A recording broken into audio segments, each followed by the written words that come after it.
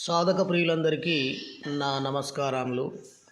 ఇవాళ మీకు అత్యంత ప్రాచీనమైన శ్రీదేవి శాభర మంత్రాన్ని తెలియజేస్తున్నాను. సాధక ప్రియులారా, నాది ఒక మనవి. నేను మంత్రోపదేశం చేసి దీక్షగా ఇచ్చినందుకు 10,116 తీసుకుంటాను. అది గత వీడియోలలో కూడా నేను తెలియజేశాను. కానీ కొందరు మహానుభావులు నాకు విద్యని అమ్ముకుంటున్నావు అని చెప్పేసి విపరీతమైన కామెంట్లు వేరే రకంగా పెడుతున్నారు. వాళ్ళ గురించి చెప్పొచ్చేది ఏంటంటే, విద్యలు వెనకటి కాలం నుంచి కూడా, ప్రాచీన కాలం నుంచి కూడా గురువులకు చివరి దశలో దక్షిణ ఇవ్వడం అనేది ప్రాచీన కాలం నుంచి వస్తున్న ఒక ఆనవాయితీ. ఇది ఇంకా కలికాలం కాబట్టి ఆ రోజులలో ధనానికి అంతగా ప్రశస్తి లేదు.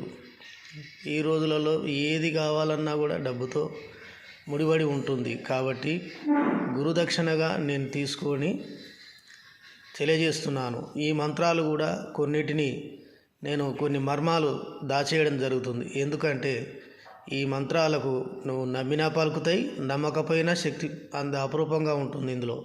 కాబట్టి ఎవరి చేతిలో పడితే వారి చేతిలో పడి ఆ విద్యలు పిచ్చోని చేతిలో రాయి మాదిరిగా కావద్దనే ఉద్దేశంతో మాత్రమే నేను కొన్ని మర్మాలు తెలియజేయడం లేదు. ఎందుకంటే నా ద్వారా వచ్చి నా దగ్గర ఆ మర్మాలు తెలుసుకొని దీక్ష తీసుకొని గురుకరుణ అనేది పొంది పోయి చేసుకుంటేనే అప్పుడు ఆ మంత్రాలకు ప్రాణకళలు అనేది వస్తాయి.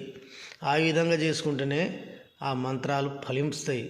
అంతేగాని ఎవడు పడితే వాడు చేస్తే ఫలించకపోగా అది ఎఫెక్ట్ కూడా జరగవచ్చు. ఆ తర్వాత మేము స్వతంత్రించి చేసినా మాకు ఇది కాలేదు అని చెప్పేసి తీవ్ర మనస్తాపానికి గురి కావాల్సి వస్తుంది. కాబట్టి సాధక ప్రియులారా, నన్ను అర్థం చేసుకోగలరని మనవి. కాబట్టి దీని ద్వారా గురుకరుణ పొందొచ్చు. నాకు దక్షిణ ఇచ్చి మీకు ఒక నియమ నిబంధనలు అనేది ఉండడం, గురువు లభించడం అనేది జరుగుతుంది. కాబట్టి ఈ మంత్రాన్ని తెలియజేస్తున్నాను. ఈ మంత్రాది దేవత చేయలేని పనంటూ ఏం లేదు. అంత గొప్ప మంత్రము. 216 సార్ల చొప్పున దీక్షగా 40 రోజులు ఈ మంత్రాన్ని చేయవలసి ఉంటుంది. ఆ తర్వాత ఏదైనా పని కావాలంటే 108 సార్లు అమ్మవారిని ప్రార్థించాలి. ఏ వస్తువులతో అమ్మవారిని ప్రార్థించాలి అనేది నేను ఇక్కడ తెలియజేస్తలేను. ఎందుకంటే నేను ఆల్రెడీ ముందే చెప్పాను కాబట్టి. ఇంకొకటి, ఈ మంత్రానికి చిన్న యంత్రం కూడా ఉంటుంది.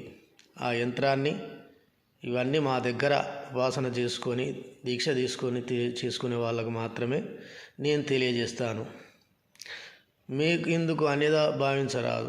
ఎందుకంటే ఈ మంత్రము, ఈ మంత్రాది దేవత తల్లి చేయలేని పనంటూ లేదు అని ఈ మంత్రం కింద వివరణ ఇవ్వడం జరిగింది. కాబట్టి అంత గొప్ప మంత్రం యంత్రం ఉంటుంది. కాబట్టి చేసుకొని మీరు దీక్షగా చేసుకుంటే మీకు అనుకున్న ఫలితాలు లభిస్తాయి. ఏదైనా కానీ సాహసే ధైర్యే లక్ష్మి. సాహసం ఉండాలి, ఖచ్చితమైన పట్టుదల ఉండాలి. ఇలాంటి త్యాగం, గురుభక్తి ఇవన్నీ ఉన్నోళ్ళకే మాత్రమే ఈ మంత్రాలు ఫలిస్తాయి. వాళ్ళకు మాత్రమే చెందాలని కూడా నా కోరిక. ఎందుకంటే ఏదో కొద్దిసేపు చేసి దాన్ని పక్కన పడేసి అది మాకు రాలేదు, ఇది రాలేదు అని చెప్పేసి అనేవాళ్ళు ఎక్కువ మంది ఉన్నారు. కాబట్టి నియమం, నిష్టం ఇవన్నిటికి మించి గురువు పైన సరైన గురుభక్తి ఇలాంటివి ఉన్నప్పుడు మాత్రమే ఈ విద్యలు అనేది ప్రకాశవంతం అవుతాయి. కాబట్టి సాధకోత్తములారా, నా మనవిని గమనించవలసిందిగా నా ప్రార్థన. ఈ మంత్రాన్ని నేను తెలియజేస్తున్నాను. ఓం విఘ్నేశ్వరాయ నమ, సూర్యచంద్రాయ నమ, ఆకాశవాణి భూదేవతాయ నమ, అష్టదిక్పాలకులాయ నమ. ఓం నమో భగవతే ఓం శక్తి ఓం వీరాణి త్రిపురదండి మహంకాళి మహాశక్తి మహమ్మాయి సర్వేశ్వరి ఈశ్వరి గౌడమహాదేవి గంగమ్మ తల్లి మహాశక్తివి తల్లి.